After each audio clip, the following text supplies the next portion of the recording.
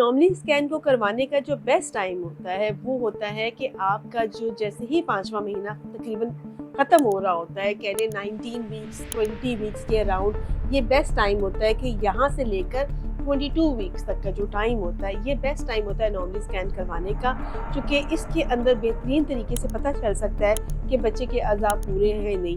अगर आप इस टाइम को गुजार देते हैं और आगे जाकर एनोमली स्कैन करवाते हैं, फिर भी मेजर प्रॉब्लम्स का तो पता चल जाता है, लेकिन बहुत सारी ऐसी प्रॉब्लम्स हैं जो फिर उस टाइम पर डिटेक्ट नहीं हो पाती।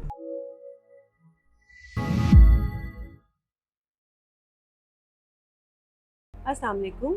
आज हम बात करेंगे कि एनोमली स्कैन क्या होता है, एनोमली स्कैन कब करवाना चाहिए, इसकी इम्पोर्टेंस क्या है, ये करवाना चाहिए नहीं करवाना चाहिए, क्या मालूमात हमें इससे हासिल हो सकती हैं और क्या ये करवाने के बावजूद भी बच्चे में प्रॉब्लम्स हो सकती है या नहीं। तो इस पर हम आज डिटेल से बात करेंगे। सबसे पहली बात है कि जब हम कहते हैं ना एनोमली स्कैन, एनोमली का मतलब होता है कि कोई चीज़ भी रूटीन से हटकर है, यानी नॉर्मल नहीं है। ठीक है, तो हम कहते हैं चाहे एनोमलीज देख लेते हैं कि क्या बच्चे का जो अल्ट्रासाउंड है उसमें कोई बच्चे में एबनॉर्मेलिटीज पिक हो जाए, हमारे ये एनोमली स्कैन होता है। और ये बहुत ज़रूरी स्कैन है। अगर आप मुझसे पूछें ना कि जो आपके 3 स्कैन रिकमेंडेड हैं प्रेगनेंसी के अंदर, कि आपने शुरू में करवाना है, डेटिंग स्कैन है, फिर एनोमली स्कैन है, और आखिर पर आप एक डॉप्लर अल्ट्रासाउंड करवा रहे होते हैं जिसमें बच्चे का वेट और पानी वो सारा कुछ चेक कर रहे होते हैं, तो उसमें सबसे जो इम्पॉर्टेंट स्कैन होता है वो एनोमली स्कैन होता है। एनोमली स्कैन इसलिए इम्पॉर्टेंट होता है कि ये एक किस्म का कह लें कि इस अल्ट्रासाउंड पे डिसाइड हो जाता है कि हमने आगे प्रेगनेंसी को कंटिन्यू करना है या नहीं करना। क्या क्या मालूमात हमें इस अल्ट्रासाउंड से हम एक्सपेक्ट कर सकते हैं, क्या क्या चीज़ें हमें इस अल्ट्रासाउंड पे पता लगेंगी।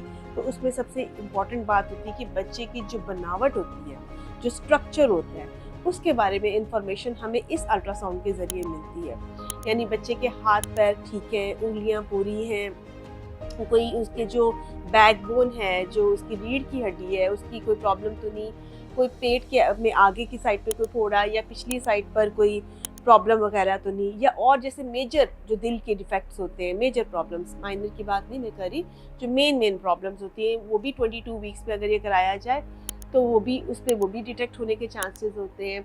सिमिलरली कुछ एबनॉर्मेलिटीज़ होती हैं जो किडनी से रिलेटेड होती हैं। ठीक है, यानी आपके जो पानी बच्चे का बिल्कुल उसमें कम हो जाता है, और वो बच्चे की जो किडनीज होती हैं अगर वो ठीक तरह से काम ना करें, जैसे पॉलीसिस्टिक किडनीज वगैरह होती हैं, या बिल्कुल ही बाज़ दफ़ा उसमें फ़्लो नहीं जा रहा होता, बिल्कुल ही उसका ब्लड सप्लाई बंद हो जाती है और बिल्कुल किडनी जो है वो काम करना छोड़ जाती है, तो वो भी चीज़ें जो है वो इस टाइम के ऊपर जो है ना वो डिटेक्ट होना शुरू हो जाती है। इसके अलावा भी कुछ इन्फॉर्मेशन है जो इस अल्ट्रासाउंड पे हम ले लेते हैं, लेकिन मेन ये होता है कि आपने ये देखना है कि बच्चा जो है वो फिज़िकली ठीक है या नहीं। अब ये बड़ी इंपॉर्टेंट बात है, जब मैं कहती हूँ ना बच्चा फिजिकली ठीक, क्योंकि देखिए ये अल्ट्रासाउंड है ना, अल्ट्रासाउंड होता है और इसमें आप ये देख रहे होते हैं कि बच्चा बना कैसे हुआ। इट्स लाइक एक तस्वीर आ रही होती है, एक वीडियो आ रही होती है, आप उसको देख रहे होते हैं। बच्चे के इंटरनल इश्यूज भी नज़र आ जाते हैं, मैंने जैसे कहा दिल का भी पता चलता है, किडनीज का भी पता चलता है, लेकिन बच्चे की जो और बच्चे के हेड में पानी ज़्यादा तो नहीं है इसका भी पता चल जाता है, बच्चे के सर के साइज़ का भी अंदाज़ा हो जाता है, बड़ा तो नहीं हो रहा। ठीक है, अब ये तो मेन प्रॉब्लम्स है जो इस टाइम डिटेक्ट होती है। फिर कुछ ऐसी प्रॉब्लम्स होती हैं जो कि लेटर डेवलप होती है, बाद में आती है, जिसमें बच्चे का हेड का साइज एकदम से बढ़ता बढ़ता रुक जाता है, जिसको माइक्रोसेफली कहते हैं। वो इस टाइम पे डिटेक्ट नहीं होती है, वो आगे जाके डिटेक्ट होती है, वो मोस्टली 7 मंथ में जाके पता चलता है कि कोई ऐसी इन्फेक्शन होगी जिसकी वजह से हेड अच्छा खासा बढ़ता बढ़ता रुक गया, तो 7th या 8th मंथ में जाके उसका पता चलता है। लेकिन जो मेजर प्रॉब्लम्स होती हैं वो इस टाइम पर पता लग जाती हैं।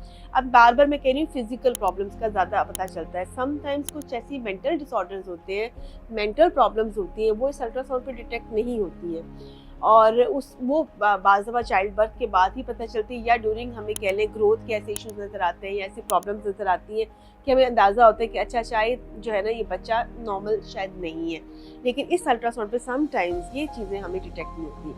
अब हम बात करते हैं कंजेनिटल जो प्रॉब्लम्स आती हैं, जैसे कि जेनेटिक जिसमें प्रॉब्लम आ जाती है, डाउन सिंड्रोम हो जाता है या एडवर्ड्स है या इस तरह के डिफरेंट सिंड्रोम्स होता है, ट्राइसोमीज जिसको कहते हैं, जिसमें बच्चा के जीन्स ही ठीक नहीं बने होते हैं। समटाइम्स वो इस पर पिक होती हैं, समटाइम्स उस पर पिक नहीं भी होती है।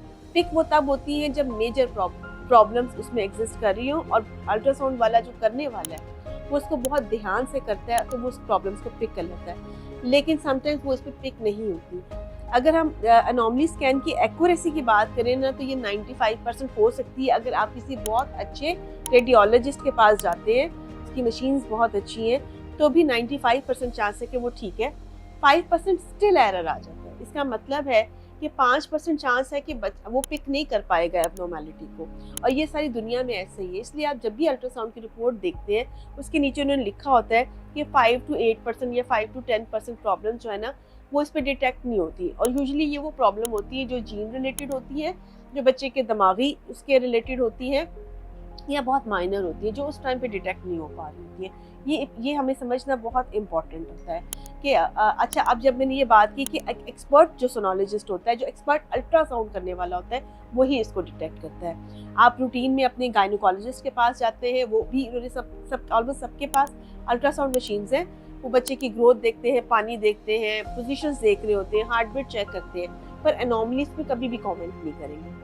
आप जब भी एनॉमली स्कैन करवाना चाहते हैं, प्लीज़ मेरी रिकमेंडेशन है एक एक्सपर्ट रेडियोलॉजिस्ट के पास जाइए। अगर आपके पास ये फैसिलिटी है, सिर्फ वही आपको बच्चे का डिटेल सर्वे बता सकेगा। जो रूटीन में गायनोकोलॉजिस्ट या आम लोग जो स्कैन्स कर रहे होते हैं, वो शायद इस पर इतने अच्छे कमेंट ना कर पाए। वो मेजर प्रॉब्लम्स को तो डिटेक्ट कर लेते हैं, लेकिन बारीकियां जो होती हैं उस पर वो कमेंट नहीं कर पाते। इसीलिए ये अल्ट्रासाउंड जो है वो बहुत इंपॉर्टेंट है और एक एक्सपर्ट के थ्रू ही होना चाहिए।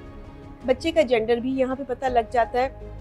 अगर ये अल्ट्रासाउंड बिल्कुल सेटिस्फैक्ट्री होता है, तो हम पेशेंट को जो रिलेटिव्स हैं और मरीज़ है, उसको हम रीअश्योर करा देते हैं कि ठीक है, इस वक्त बज़ाहिर ऐसा ही लग रहा है कि बच्चे में कोई प्रॉब्लम नहीं है। एनॉमली स्कैन को करवाने का जो बेस्ट टाइम होता है, वो होता है कि आपका जो जैसे ही 5वां महीना तकरीबन ख़त्म हो रहा होता है, कह लें 19 वीक्स 20 वीक्स के अराउंड, ये बेस्ट टाइम होता है कि यहाँ से लेकर 22 वीक्स तक का जो टाइम होता है, ये बेस्ट टाइम होता है एनॉमली स्कैन करवाने का, क्योंकि इसके अंदर बेहतरीन तरीके से पता चल सकता है कि बच्चे के अज़ा पूरे हैं या नहीं।